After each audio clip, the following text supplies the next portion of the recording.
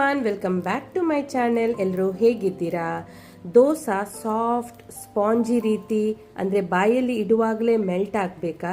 ಹಾಗಾದರೆ ಈ ಒಂದು ಇಂಗ್ರೀಡಿಯೆಂಟ್ಸನ್ನು ಹಾಕಿ ಮಾಡಿ. ಮತ್ತೆ ತಿಂದವರು ಹೇಳ್ತಾರೆ, ವಾವ್ ಎಷ್ಟು ಸಾಫ್ಟ್ ಆಗಿದೆ, ಸೂಪರ್ ಆಗಿದೆ ಅಂತ. ಬನ್ನಿ ನೋಡುವ ಏನದು ಇಂಗ್ರೀಡಿಯೆಂಟ್ಸ್ ಅಂತ.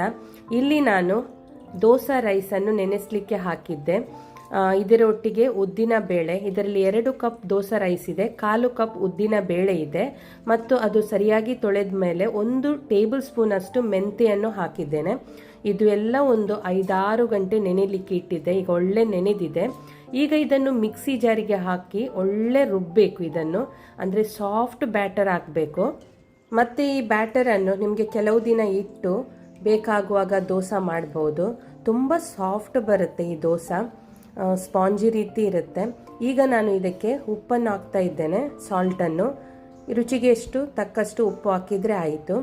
ಈಗ ನಾನು ಹಾಕ್ತಿದ್ದೇನೆ ಮೇನ್ ಇಂಗ್ರೀಡಿಯೆಂಟ್ಸ್. ನೀವು ನೋಡ್ಬೋದು, ಇದಕ್ಕೆ ಶೇಂದಿ ಅಂತ ಹೇಳ್ತಾರೆ ಕನ್ನಡದಲ್ಲಿ, ಕೊಂಕಣಿಯಲ್ಲಿ ಸುರು ಅಂತ ಕರೀತಾರೆ, ಇಂಗ್ಲೀಷಲ್ಲಿ ಇದಕ್ಕೆ ಟಾಡಿ ಅಂತ ಹೇಳ್ತಾರೆ. ಇದನ್ನು ನಿಮಗೆ ನೀರು ಹಾಕ್ಲಿಕ್ಕಿಲ್ಲ, ರುಬ್ಬುವಾಗ ಇದನ್ನೇ ಹಾಕಿದರೆ ಆಯಿತು. ನಾನು 1 ಗ್ಲಾಸಷ್ಟು ಹಾಕ್ತಾ ಇದ್ದೇನೆ. ಮತ್ತು ಸ್ವಲ್ಪ ಇಲ್ಲಿ ನಾನು ಶುಗರನ್ನು ಆ್ಯಡ್ ಮಾಡ್ತಾ ಇದ್ದೇನೆ. ಅದು ನಿಮಗೆ ಬೇಕಾದರೆ ಹಾಕ್ಬೋದು, ಬೇಡಾದರೆ ಸ್ಕಿಪ್ ಮಾಡ್ಬೋದು. ನಾನು 1 ಟೇಬಲ್ ಸ್ಪೂನ್ ಅಷ್ಟು ಶುಗರ್ ಹಾಕಿದ್ದೇನೆ, ಸಕ್ಕರೆಯನ್ನು. ಸ್ವಲ್ಪ ಸ್ವೀಟ್, ಸ್ವಲ್ಪ ಟೇಸ್ಟ್ ಬರಲಿ ಅಂತ ಅಷ್ಟೇ. ನೋಡ್ಬೋದು ನೀವು, ಒಳ್ಳೆ ರುಬ್ಬಿ ತಂದಿದ್ದೇನೆ ನಾನು ಇದನ್ನು.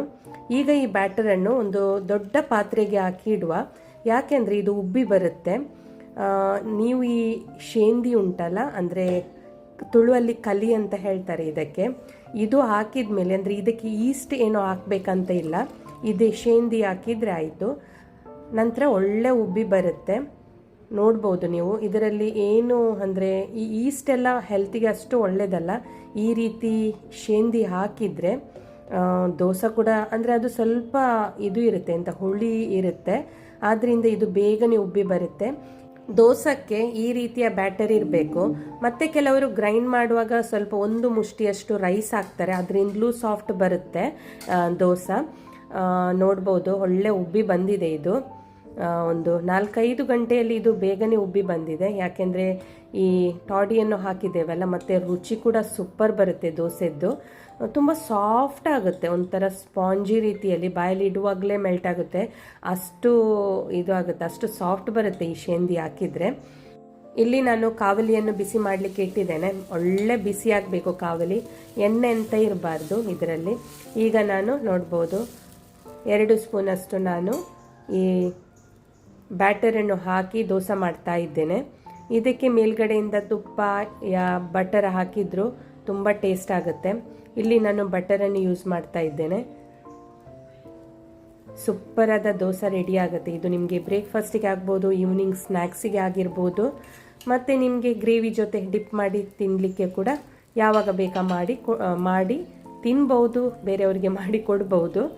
ಹೀಗೆ ಬ್ಯಾಟರ್ ರೆಡಿ ಮಾಡಿ ಇಟ್ಟರೆ ನಿಮಗೆ 1 ವಾರ ಟೆನ್ಷನ್ ಇರೋದಿಲ್ಲ. ದೋಸೆ ನೋಡಿ ಯಾವ ರೀತಿ ಬಂದಿದೆ, ಸೂಪರ್ ಆಗಿದೆ, ಅಷ್ಟೇ ಸಾಫ್ಟ್ ಕೂಡ. ನನಗಂತೂ ಈ ಟಾಡಿ ಹಾಕಿ ಮಾಡಿದರೆ ಸೂಪರ್ ಎನಿಸುತ್ತೆ. ಇದು ನಿಮಗೆ ದೋಸೆ ಅಲ್ಲದೆ ಇಡ್ಲಿಗೂ ಹಾಕ್ಬೋದು, ಅಷ್ಟೇ ಅಲ್ಲದೆ ಅಪ್ಪಮ್ ಮಾಡುವಾಗ ಕೂಡ ಹಾಕ್ಬೋದು. ಮತ್ತು ಈ ಟಾಡಿ ಹೆಲ್ತಿಗೆ ಕೂಡ ಒಳ್ಳೆಯದು. ಅಂದರೆ ಇದು ಟಾಡಿ ಮರದಲ್ಲಿ, ಅಂದರೆ ನ್ಯಾಚುರಲ್ ಆಗಿ ಸಿಗುವ ಇದು ಆಗುತ್ತೆ, ಇಂಗ್ರೀಡಿಯೆಂಟ್ಸ್ ಇರುತ್ತೆ, ಡ್ರಿಂಕ್ ಇರುತ್ತೆ. ಈಗೇನು ನಾರ್ಮಲ್ ಆಗಿ ಕುಡಿತಾರೆ ಇದನ್ನು. ನೋಡಿ, ಈಗ ತುಪ್ಪ ಹಾಕಿ ಇನ್ನೊಂದು ದೋಸೆ ಮಾಡ್ತಾ ಇದ್ದೇನೆ. ಹಾಗೆ ನೀವು ಕೂಡ ಟ್ರೈ ಮಾಡಿ, ಈ ಟಾಡಿ ಹಾಕಿ ಸೂಪರ್ ಆಗುತ್ತೆ.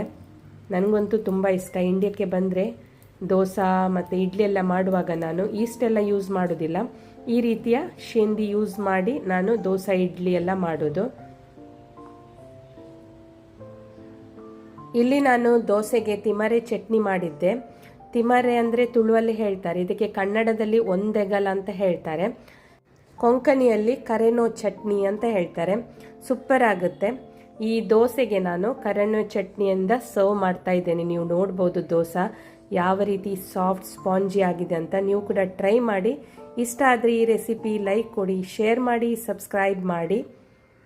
ನನಗಂತೂ ಇವತ್ತು ಬೆಳಗಿನ ಬ್ರೇಕ್ಫಾಸ್ಟ್ ಈ ದೋಸೆ ಮತ್ತು ತಿಮರೆ ಚಟ್ನಿ.